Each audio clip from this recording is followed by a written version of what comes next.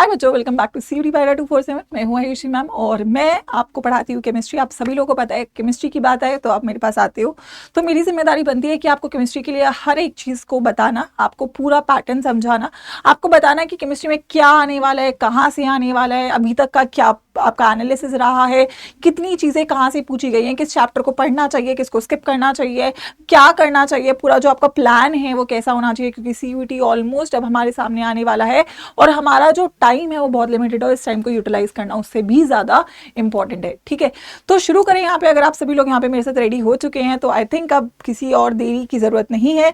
मैं चाहूँगी सभी लोग सेशन को यहाँ पे ज़रूर लाइक कर दें क्योंकि ये बहुत मददगार वीडियो रहने वाली है आप सभी लोग के लिए। केमिस्ट्री में आपको इस वीडियो के बाहर और कुछ जानने की ज़रूरत नहीं होगी, so it is a very detailed analysis. साथ में मैं आपको स्ट्रैटेजी भी देने वाली हूँ और टारगेट अपना है एक ही है, 200 में से 200 लेकर आना। ठीक है, I think everybody is ready with it, so let's get started. सबसे पहली बात जान लेते हैं मैम एग्जाम का पैटर्न क्या है। ठीक है, केमिस्ट्री डोमेन की मैं बात कर रही हूँ। पिछले साल और इस साल में थोड़े से चेंजेस देखे गए।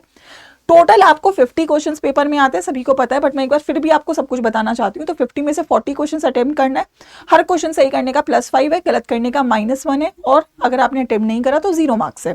पिछले साल पेपर में पहली बार जब हुआ था 45 मिनट्स मिले थे, इस साल इसको बढ़ा दिया गया आपका, अब आपको 60 मिनट मिलेंगे। तो थोड़ा टाइम बढ़ाया है, तो कहीं ना कहीं एडवांटेज है क्योंकि केमिस्ट्री में वैसे आपको जो टाइम्स लगते हैं वो ज़्यादातर आपके न्यूमेरिकल्स में लगते हैं और न्यूमेरिकल्स इतने ज़्यादा इस बार पेपर में नहीं आए हैं। मतलब जो परसेंटेज में बोलूँ तो थ्योरी का और न्यूमेरिकल का 70:30 का रेशियो रहता है। 30% न्यूमेरिकल्स और 70% थ्योरी रहता है। तो कहीं ना कहीं ये टाइम आपकी सिली मिस्टेक्स को सही करने के लिए बहुत हेल्पफुल रहता है। नेक्स्टली टोटल मार्क्स का 200 नंबर का पेपर है और 200 का ही अपना टारगेट है, 200 ही हमें लेकर आना है। ठीक है, सिंपल फंडा है, इससे ज्यादा कुछ नहीं है। आइए अब मैं बताऊंगी आपको सिलेबस और वेटेज। सिलेबस तो देखो वैसे ओवरऑल सब बच्चों को पता होता है जितना मुझे लगता है, बट नहीं पता तो डोंट वरी, पूरा सिलेबस क्या है और जो आपको नहीं पता वो है वेटेज, किस चैप्टर से क्या सवाल आए हैं। ये एक डिटेल एनालिसिस है पिछले 2 सालों को देख के, क्योंकि ये कहीं पर भी वेबसाइट पे आउट नहीं है, कहीं आउट नहीं है। ये केवल और केवल एनालिसिस आपका जो पिछले 2 साल का एक्सपीरियंस है उसको जोड़ के आपको दिया जा रहा है ताकि आप इसके अकॉर्डिंग चीजों को प्रिपेयर कर सको। तो सबसे पहले बच्चों अगर मैं बात करूं तो आपके 3 सेक्शन है केमिस्ट्री में, ऑर्गेनिक, इनऑर्गेनिक और फिजिकल केमिस्ट्री। ठीक है, क्या है? ऑर्गेनिक, इनऑर्गेनिक और फिजिकल केमिस्ट्री। अगर मैं ऑर्गेनिक केमिस्ट्री की बच्चों बात करूं तो सबसे ज्यादा वेटेज ऑर्गेनिक की है। अब बहुत सारे बच्चों को ऑर्गेनिक से डर लगता है क्योंकि मैम ऑर्गेनिक तो होती नहीं है, ऑर्गेनिक बड़ी मुश्किल है, ऑर्गेनिक में इतने सारे रिएक्शंस है, तो क्या उससे बचना एक ऑप्शन है? नहीं। अगर आप ऑर्गेनिक से बचोगे तो आप कभी भी पेपर को पास नहीं कर पाओगे। पास कर भी लोगे, एडमिशन नहीं होने वाला अगर आपने ऑर्गेनिक छोड़ा। तो ऑर्गेनिक को और भी ज्यादा डिटेल में पढ़ने की जरूरत है और कैसे पढ़ना है वो तो मैं हूं ना उसके लिए आपके साथ। साथ में अगर मैं इनऑर्गेनिक की बात करूं, अगर मैं ऑर्गेनिक की बात करूं 200 में से 110 से 120 नंबर का ऑर्गेनिक आएगा, मतलब 50% वेटेज आप मान के चलो ऑर्गेनिक की है। उसके बाद इनऑर्गेनिक और फिजिकल है। इनऑर्गेनिक और फिजिकल ऑलमोस्ट कटेज रहते हैं, दोनों बराबर बराबर से रहते हैं।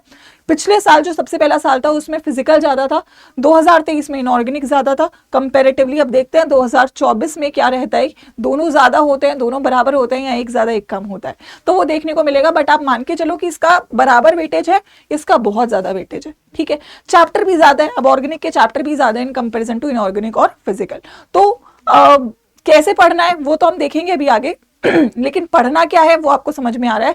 ज्यादा समय ऑर्गेनिक पे बिताना पड़ेगा क्योंकि ऑर्गेनिक की वेटेज है सबसे ज्यादा, फिर है इनऑर्गेनिक। अब जो बच्चा जिससे डरता है, अब जिसका ऑर्गेनिक फेवरेट है उसके तो मजे आ गए कि मैम ऑर्गेनिक तो बहुत अच्छा है, और जिसको ऑर्गेनिक से डर लगता है उसको तो पढ़ना पड़ेगा, उसको जाना पड़ेगा ऑर्गेनिक के अंदर, और ये हम करवाएंगे आपके साथ, डोंट वरी एट ऑल। चलो अब सिलेबस की बात कर लेते हैं, इसके बाद चैप्टर वाइज की। ठीक है, चैप्टर वाइज ऑर्गेनिक में अब कितने चैप्टर्स हैं और उनकी क्या क्या वेटेज है ये आपको कहीं नहीं मिलेगा, केवल यहां मिलेगा। तो अगर आपने वीडियो को एक बार लाइक नहीं करा है तो जरूर जरूर कर देना। ठीक है, आइए, it's a very detailed analysis. आपके जो ऑर्गेनिक के चैप्टर्स हैं वो है कुछ ये: haloalkane, haloarene, alcohol, phenol, ether, aldehyde, ketone, carboxylic acid, amine, biomolecules, polymer और केमिस्ट्री इन एवरीडे लाइफ। इनमें से आपका जो एनसीईआरटी में है वो ये 4 चैप्टर हैं। तो बायोमोलिक्यूल्स, पॉलीमर और केमिस्ट्री इन एवरीडे लाइफ आपका एनसीईआरटी से डिलीटेड है, बट सीयूईटी में आएगा। ठीक है, आएगा। तो ये सारे चैप्टर आपको करने हैं। अब अगर इनमें से क्या की वेटेज सबसे ज्यादा है, सबसे ज्यादा वेटेज है वैसे तो आपके किसकी, एल्डिहाइड कीटोन की। मतलब यहाँ से 4 से 5 क्वेश्चन आते हैं, इन दोनों चैप्टर्स की बराबर सी वेटेज है, 3 से 4 आते हैं। अगर केस बेस्ड कभी कभी एल्कोहल से बहुत सारा बार पूछा गया है तो केस बेस्ड आ जाएगा, तो 5 क्वेश्चन तक भी ऑर्गेनिक में एल्कोहल से हो जाते हैं। ठीक है, अमाइन की बहुत वेटेज है बच्चों, मतलब मैं बोल रही हूँ कि ये 2 चैप्टर आपके मोस्ट इंपॉर्टेंट है ऑर्गेनिक में, मोस्ट इंपॉर्टेंट है आपके ये 2 चैप्टर। मतलब मान के चलो 10 क्वेश्चन आपको यहाँ से देखने को मिल जाएंगे।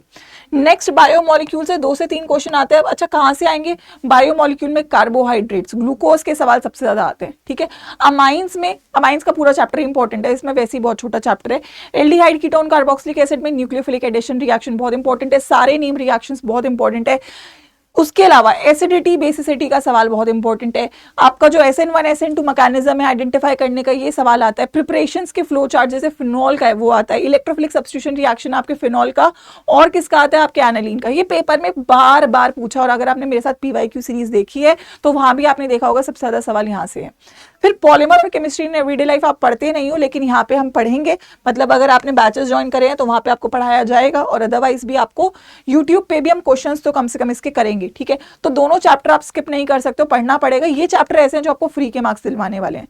तो 1 से 2 क्वेश्चन आएंगे। तो टेक्निकली अगर मैं बोलूं कि आपके 50 में से 17 से 25 क्वेश्चन आपके ऑर्गेनिक केमिस्ट्री से होंगे। मतलब अगेन आपको दिख रहा है 50% वेटेज। अब जिस चैप्टर की ज्यादा वेटेज है आपको उसको जरूर करना है। इसके आप स्क्रीनशॉट्स भी ले सकते हैं, ताकि आप अपने रूम में आप जहां भी पढ़ रहे हो वहां पे इसको लिख लो, क्योंकि किसी किताब में नहीं मिलने वाला है, कहीं नहीं मिलने वाला है, केवल आपको यहीं इस वीडियो में मिलने वाला है, ठीक है।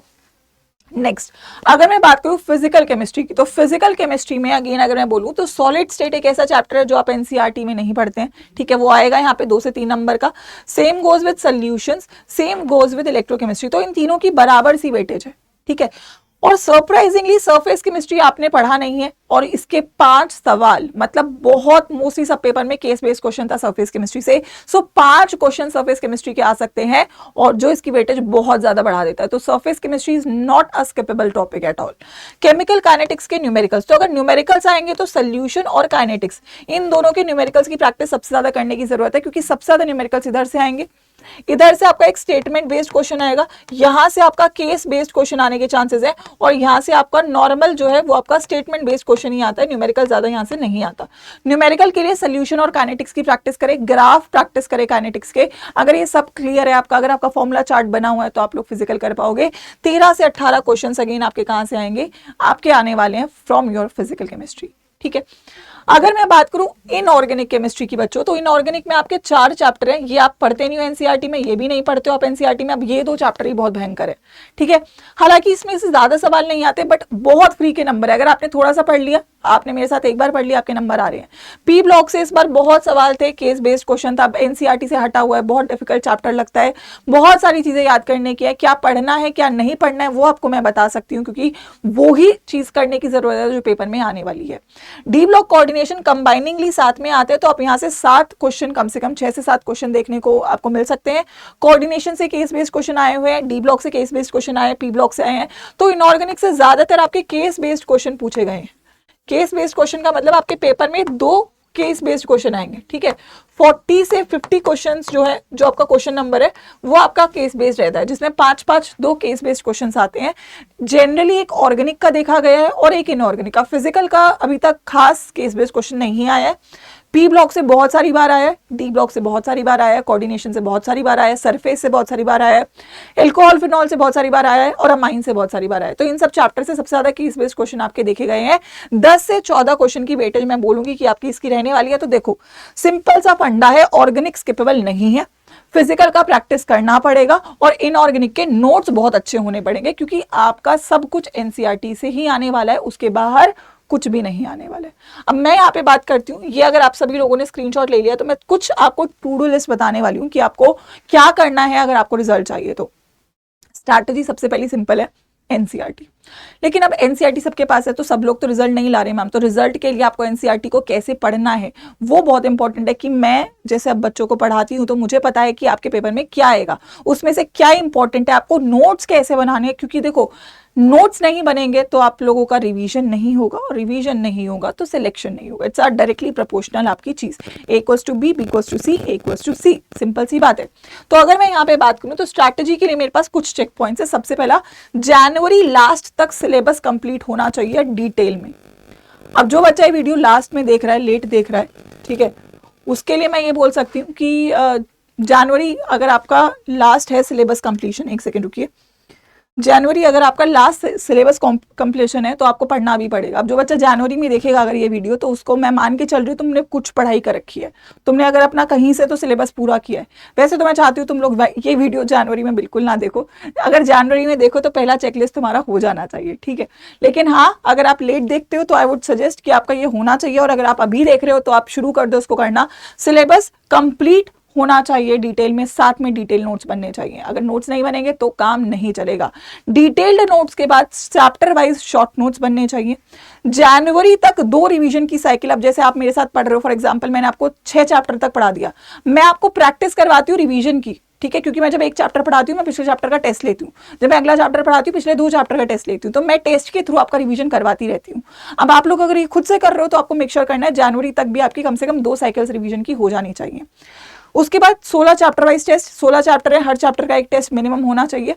और उसके बाद 3 पार्ट टेस्ट, मतलब कि 3 सेक्शन है, ऑर्गेनिक, इनऑर्गेनिक, फिजिकल, तीनों का एक एक सेक्शन वाइज टेस्ट होना चाहिए। और उसके बाद 10 फुल लेंथ टेस्ट, जिसमें आपके 16 टेस्ट होने चाहिए, मतलब 16 के 16 चैप्टर के आपका 10 टेस्ट होने चाहिए। ये 3 चीज, या ऑप्शन है टेस्ट सीरीज, या फिर ऑप्शन है आप मेरे साथ बैच में हो तो मैं ये काम आपका खुद करवाऊंगी, ये काम मैं आपका खुद करवाऊंगी, ये आपको टेस्ट सीरीज से होगा। तो टेस्ट सीरीज ये करवाएगी, बाकी 2 काम मैं करवाऊंगी, ये मैं करवाऊंगी, ये मैं करवाऊंगी, ये मैं करवाऊंगी, और ये भी मैं करवाऊंगी। कहाँ पे? अगर आप मेरे साथ पढ़ रहे हो, ठीक है।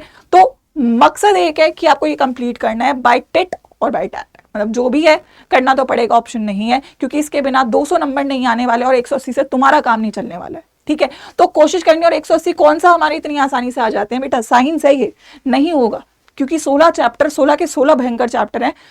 जो बच्चा ऊपर से पढ़ेगा उसके नंबर नहीं आएंगे, this is the reality and you should understand it. अगर आप 5 महीने बाद जाके इसको समझोगे, कुछ नहीं कर पाओगे। इससे बेटर है अभी समझो और अभी काम करो, क्योंकि अभी टाइम है। जनवरी तक सिलेबस करना पॉसिबल है अगर आप अभी शुरू करते हो, ठीक है। अभी शुरू करने के लिए मैं सीधा आपको एक ही बात बोलूंगी कि आपका जो ये बैच है 13 अक्टूबर यानी कि शुरू ऑलमोस्ट शुरू हुआ है, ठीक है। तो आप लोग इस बैच को फ्रेशली ज्वाइन करिए, ठीक है। बैच में ज्वाइन करने के लिए ये कोड इस्तेमाल करेंगे Y513, क्योंकि ये मेरा कोड है, और जो बच्चे इस कोड के साथ इस्तेमाल करेंगे, इस कोड के साथ ज्वाइन करेंगे, वो डायरेक्टली मुझे पता चलता है कि आप लोग मेरे लिए ज्वाइन कर रहे हो, तो मेरा और भी ध्यान तुम लोग की तरफ बनता है, ठीक है। तो मेक श्योर करना है जब भी इनरोल करोगे ये कोड इस्तेमाल करोगे, 7,999 का बैच कम हो जाएगा कितने पे, 6,639 पे। अगर आप इसे ऐप पे जाके इनरोल करोगे कुछ और कॉइन्स लग जाएंगे, थोड़ा सा और कम हो जाएगा, but the code should be Y513, ठीक है। This is my code and I think जो बच्चा मुझसे जुड़ा हुआ है उसको पता होना चाहिए कि मैम का कोड ये है, और मैम को पता होना चाहिए कि तुम लोग आए हो, तो तुम्हारा ध्यान रखना मैम की रिस्पॉन्सिबिलिटी है, ठीक है। तो पहला ऑप्शन तो ये है। अदरवाइज आप अगर आप फाइनेंशियली एबल हैं तो मैं सजेस्ट करूंगी आप महापैक ज्वाइन करिए, क्योंकि इसमें आपको मल्टीपल रिवीजन्स मिल रहे होंगे। लेकिन अगर आप लोग महापैक में नहीं ज्वाइन कर पा रहे हो because of some financial resources, तो आप लोग ये बैच मिस आउट बिल्कुल नहीं करेंगे, क्योंकि ये बैच आपका फ्रेशली स्टार्ट हो रहा है और इसमें डिटेल में सिलेबस जनवरी तक खत्म करवा दिया जाएगा, जो आपका टारगेट है। क्लियर है बात? जो भी बच्चा वीडियो को लास्ट में देखेगा, बाद में देखेगा, वो महापैक ज्वाइन करेगा, और जो बच्चा मेरे साथ अभी जुड़ा हुआ है वो इस बैच को ज्वाइन कर सकता है। कैसे ज्वाइन करना है मैं एक बार आपको यहाँ पे बता देती हूँ। उसके लिए आपको क्या करना है, अड्डा 247 की वेबसाइट पे जाना है, ठीक है। कहाँ पे जाना है आपको? अड्डा 247 की वेबसाइट पे जाएंगे आप लोग, नॉर्मल गूगल पे सर्च करके, यहाँ पे ऑल कोर्सेज में जाएंगे, यहाँ पे अंडरग्रेड एंट्रेंस के CUET सेक्शन में CUET साइंस पे जाएंगे। आपका बैच है ये, जो भी यहाँ पे कोड लगा हुआ है उसको हटा देंगे, क्योंकि इससे आपको उतना डिस्काउंट मिलेगा नहीं। मैक्सिमम डिस्काउंट का कोड यही है, ठीक है, जो मैक्सिमम है, दैट इज Y513, ठीक है। ये आप कोड इस्तेमाल करेंगे, बैच आपको मिलेगा 6,600 का, एंड द पॉइंट इज कि इससे आपको सिलेक्शन मिलेगा, that is what I am telling you, क्योंकि टाइम बहुत इंपॉर्टेंट है and you should start now. जितना डिले करोगे उतना प्रेशर अपने लिए बिल्ड करोगे, और जितना प्रेशर होगा उतना ही प्रॉब्लम हो जाएगा आगे जाके उसको कवर अप करने के लिए। ऑलरेडी बहुत बच्चे शुरू कर चुके हैं, आपको उसको बीट करना है, आपको उस कॉम्पिटिशन में स्टैंड आउट करना है, आपको फुल मार्क्स लेकर आने, और उसके लिए मेहनत करनी पड़ेगी, ठीक है। So that is it. मैं मिलूंगी आप सभी लोगों से, यूट्यूब पे रोज ही मिलती हूँ मैं, लेकिन अगर आप इस बैच में ज्वाइन करते हो तो मेरा रिस्पॉन्सिबिलिटी रहेगा आपके मार्क्स दिलवाना और भी ज्यादा। ये है मेरा कोड, और मैं आप सभी लोगों को जानना चाहूंगी कि आप लोग कितने तैयार हैं CUET 2024 में केमिस्ट्री में 200 में से 200 लाने के लिए। All the best.